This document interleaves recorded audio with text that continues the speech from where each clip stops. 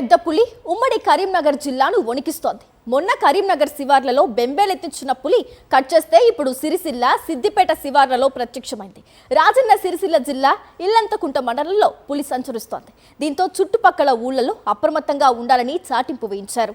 రాజన్న సిరిసిల్ల జిల్లా ఇల్లంతకుంట మండలం పెద్దలింగాపూర్ తిప్పాపూర్ గ్రామాలతో పాటు సిద్దిపేట సరిహద్దులో ఉన్న బెజ్జంకి మండలం గ్రామాలు కొన్ని బిక్కుబిక్కుమంటున్నాయి. దీనికి కారణం పెద్ద పులి సంచారం.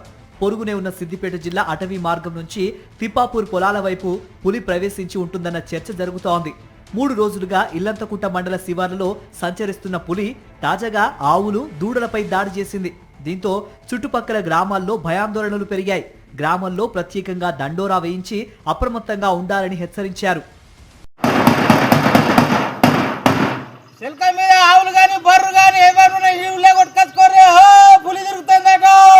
పులి దాడితో స్థానికులు అటవీ శాఖ అధికారులకు సమాచారం ఇచ్చారు.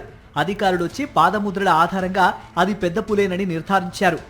ఇంకెక్కడ సంచరిస్తున్నది అనేది ట్రాకింగ్ చేస్తున్నాము. ఈ ట్రాకింగ్ చేయడానికి మాకు స్పెషల్ టీమ్స్ వచ్చాయి. పూణే నుండి ఒక టీం ఉంది, అలాగే జన్నారం నుంచి మన మంచిర్యాల నుంచి కూడా టీమ్స్ వచ్చి చేస్తున్నాయి. మహారాష్ట్రతో పాటు తెలంగాణకు చెందిన 2 రెస్క్యూ టీమ్స్ పెద్దలింగాపూర్కు చేరుకున్నాయి. నాగ్పూర్కు చెందిన నిపుణులు కూడా వచ్చారు. పులి కదలికల్ని వీళ్ళు అంచనా వేస్తున్నారు. ఇప్పటికే ట్రాప్ కెమెరాలు బిగించారు.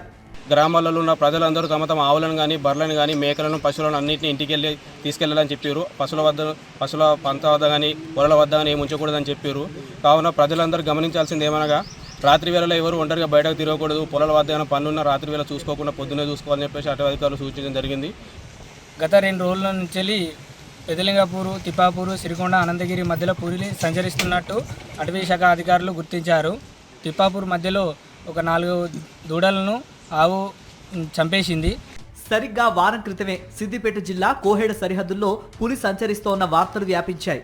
ఆ తర్వాత సిద్దిపేట జిల్లా చిన్నకోడూరు మండలం వెటలాపూర్, కిస్టాపూర్ ప్రాంతాల్లోనూ పులి సంచరిస్తున్నట్టు అటవీ అధికారులు పాదముద్రలతో గుర్తించారు.